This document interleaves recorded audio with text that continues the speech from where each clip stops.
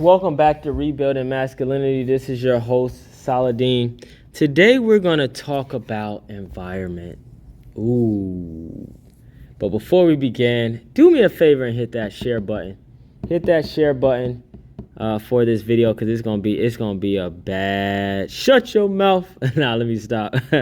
But hit that share button if you like this video. Also hit that like button. Help these videos hit the algorithm. Help share the message so that we can continue to push this vibe out here to rebuilding masculinity, because there is an attack on masculinity, and this is going to be one of those platforms that's going to help push that vibe that men need to be in and not create all that fluff and bull crap that's on YouTube. So today we're going to talk about environment. So if you take a look at this picture right here, what do you see? You see gated community. You see a call box. You see cars. You see, decent looking cars. That looks like a Toyota Prius. I can't really make out. You see houses that look like they would be at least $1 million plus. So environment is always important. Environment is so important.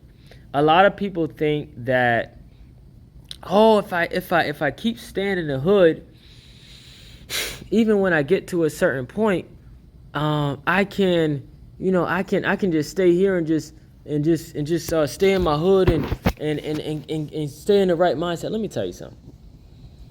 I've seen a lot of people that are literally programmed by the so-called hood, and they can't let it go. They can't let it go. Your environment is so important. If you ever choose to have children, where you have your kids living at, where they go to school at, is so important. It has been shown that certain environments that you grow up in can affect the way you think, the way you speak, the way you just basically your whole thought process. That's why I've been pushing to you all. Let me tell you something. You are in, let's just say if you are in the north, and we're going to use California and New York, and we're going to gauge. You're in New York or California. Now, I was born and raised in New York, so I know New York inside out. And I haven't lived there in a couple of years, but I know the place inside out. And I will say this. Because New York kind of has it, it's kind of like this. Like if you go on 59th Street in Columbus, you have these nice buildings where the rent's like $5,000 to $10,000 a month. And then right not too far from you, you have projects. That's how New York is pretty much set up. Now the west side, like around 100th Street, 105th Street, those neighborhoods are actually very good neighborhoods. Park Avenue as you go down there to Midtown. But you can, and matter of fact, I might do a separate video and kind of show you all what I'm talking about, just so you all can kind of visualize while I'm speaking about what I'm saying in New York. You can get you a pretty nice apartment in New York for about, let's just say about $2,500, maybe $3,000. I'm talking about one bedroom. I'll say about $2,500. Because I've recently looked, so I'm not just pulling this out of my behind. I've recently looked. There's still apartments in Manhattan in safe neighborhoods where you can spend about $2,500. Now, some people say, "Oh my gosh, that's a lot of money."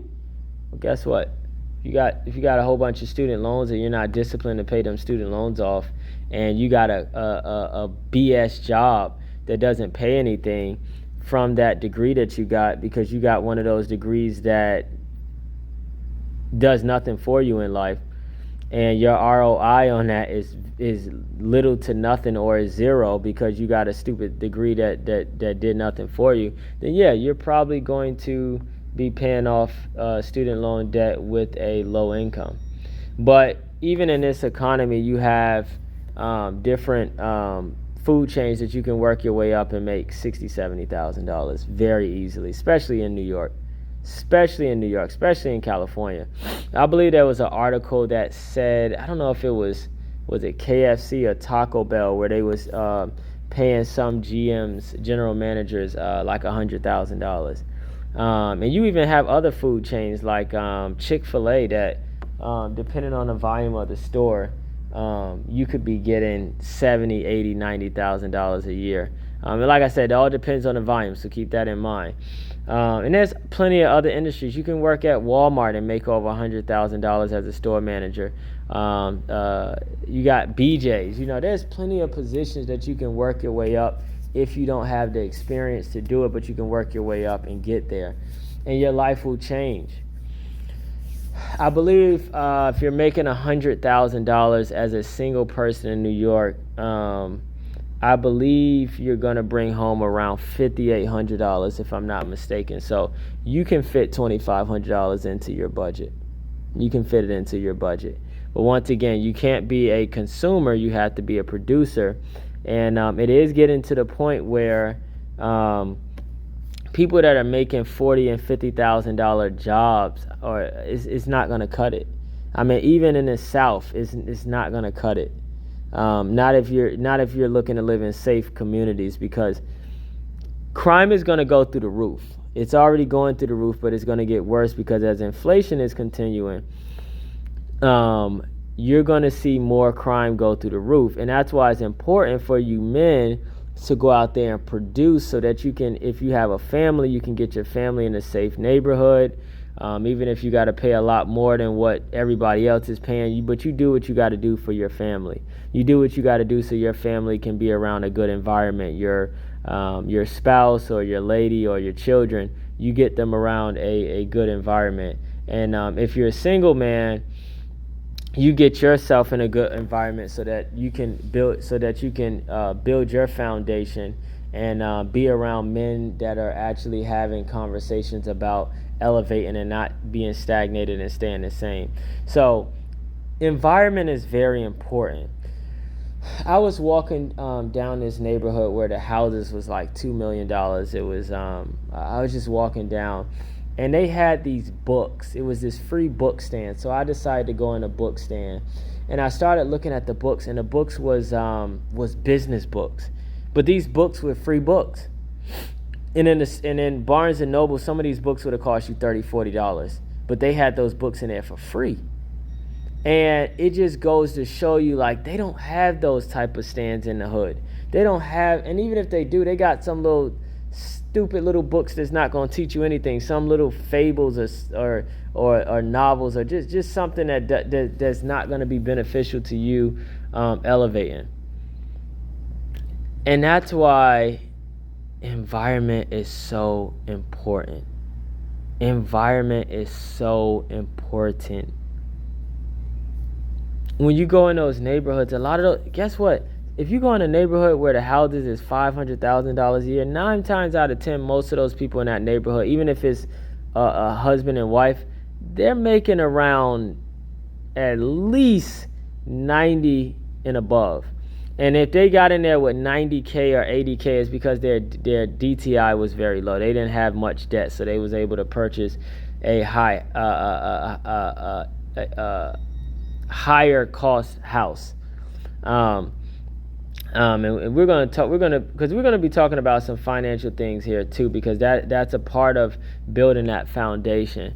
If you're driving a $100,000 car before you get into a $500,000 house, or you trying to go get a $400,000 or $500,000 house, you're gonna have a problem. Especially at only making $80,000, you're gonna have an issue. And you might even have an issue at $100,000, because that's why. See, they say a lot of things like that on the news, like people can't qualify for this and that, but they never go into depth as to why they can't qualify. And a lot of it is because people have student loans and they're driving cars that cost $100,000. So when they go try to buy that $400,000 house, they cannot qualify for that house. But environment is important. Now they're building gated communities all over the place, and why they're building those gated communities all over the place is just to separate the classes of people.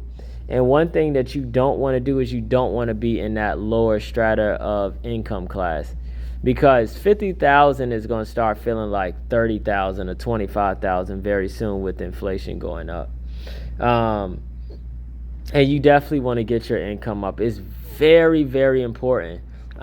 Even like there's certain apartment buildings that are built around Whole Foods, and those buildings usually are around 2,000 and up, depending on what city. And I'm talking about in the southern cities. Like if you live in Buckhead, Atlanta, you can get an apartment in Buckhead for about $1,800 to $2,000 a month, like a 1-bedroom. But and Buckhead is a prestige place. Now they have their crime because they have a lot of clubs out there and etc. But that's a story for another day. But my point is that overall Buckhead is still a pretty safe community for the most part. Sandy Springs, and those are places in Atlanta. Now, if you're looking at places like Raleigh, North Carolina has a lot of safe areas in Raleigh. Charlotte has a lot of safe areas like Myers Park and Dilworth and Davison.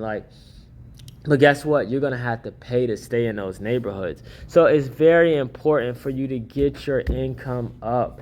I can't stress that enough. Get your income up. It's not just about going out there flexing. It's about putting yourself in good environments so that you can stay in the right state of mind. You can start building your team, what I talked about in a previous video. And you can be surrounded around people that are actually doing something with themselves and not around people that are committing crimes, doing devious things just to get money because they're desperate.